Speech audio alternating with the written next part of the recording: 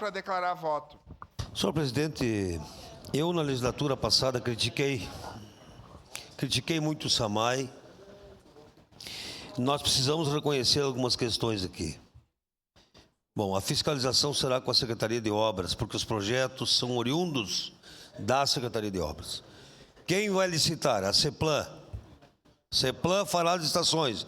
Vamos rezar, pedir a Deus que apareçam empresas boas, que não desistam, que façam as obras. Senhor presidente,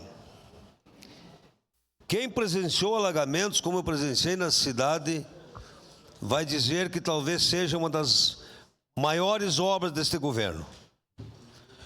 E quem conhece de obras foi realmente o secretário, agora prefeito Adiló.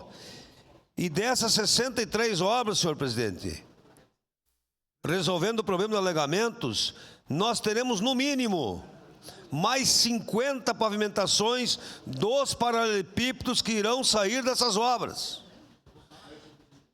Então, para vocês compreenderem, só aguardar terminar a reunião ali, que eu já prossigo. Não consigo. Como muitas obras serão retiradas de dentro de empresas, no meio de casas, abrindo canalização nas ruas. 5 metros, retira todo o paralelepípedo e vai calçar outras ruas. Isso é economizar.